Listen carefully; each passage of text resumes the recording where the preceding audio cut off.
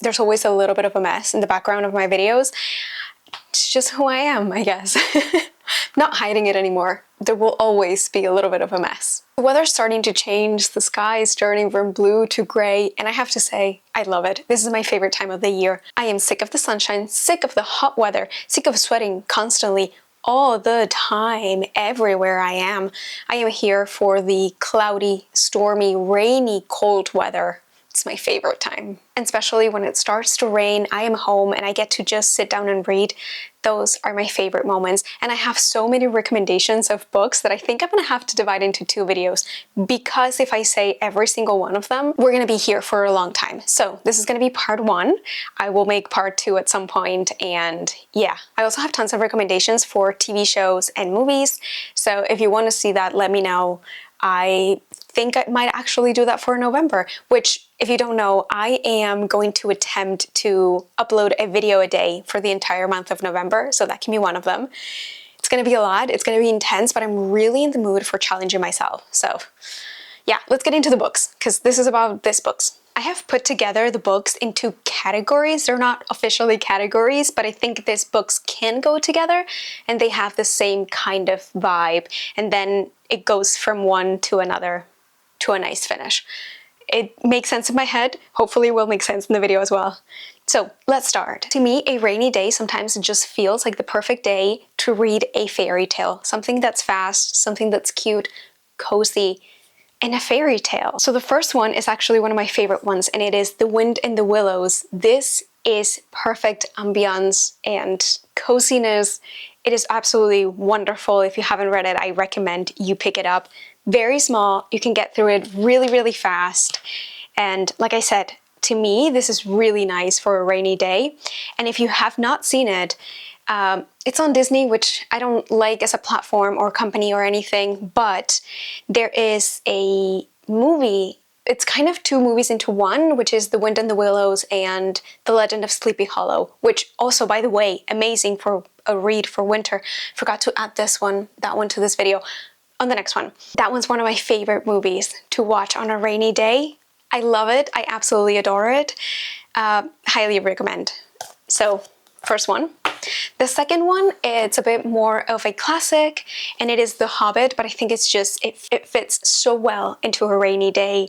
The dragon, the coziness, the element of an adventure and going through it and stepping out of your comfort zone, and the amazing characters that you meet through this.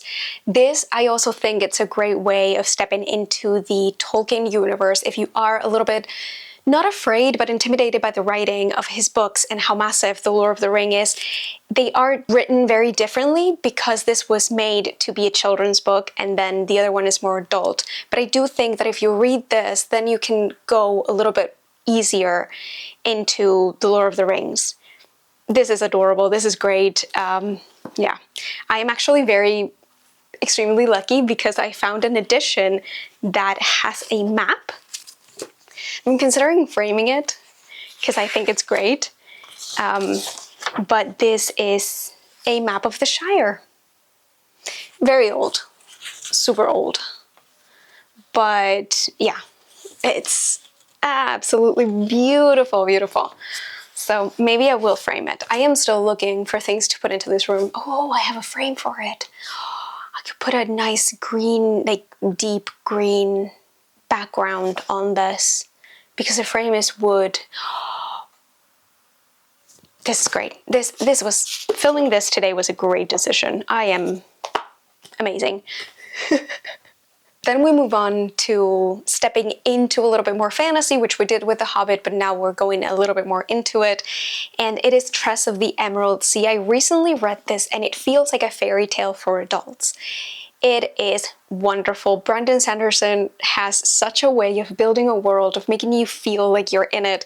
I really, really enjoyed it. I made a reading vlog reading this, so if you want to see it, I'll link it everywhere. But this is absolutely wonderful. I really, really enjoyed the characters and the way that it is narrated. That is my favorite. That is my favorite part of this book. Again, great way of getting into Brandon Sanderson, I think. If you are intimidated by his massive books and very big series, this might be a really great way of getting into it. Although I usually would recommend more Mistborn, which I need to reread because it's been so long and I have zero memory. That's such a big problem with me. I have no memory and I forget everything as soon as like 6 or 8 months pass. I don't remember anything. So I really need to reread that. The next one, Piranesi. This is perfect for autumn and for rainy days.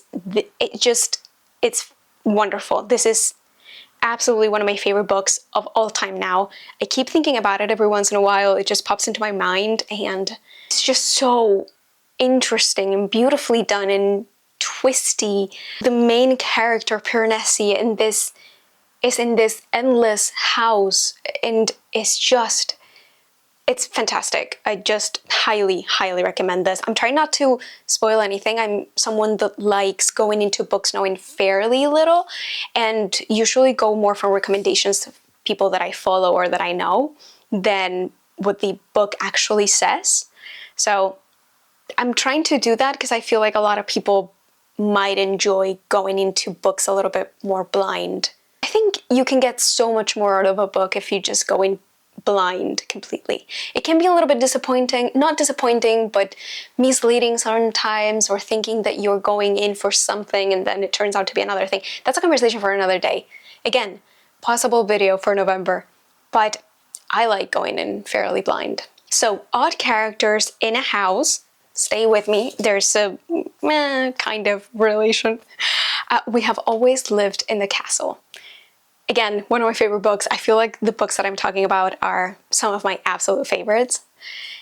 This I haven't read in such a long time and I have it to read this year. I read it in November 2021 and I wrote here 10 out of 10. The illustration is just gorgeous, but I remember this being very atmospheric and eerie and odd, and I love that. I really, really love that, and definitely fits into a rainy day 100%. And then things that are weird and odd and I haven't read in a very long time and I should be rereading. There is a sci-fi book that I don't think I've ever heard anyone talk about here.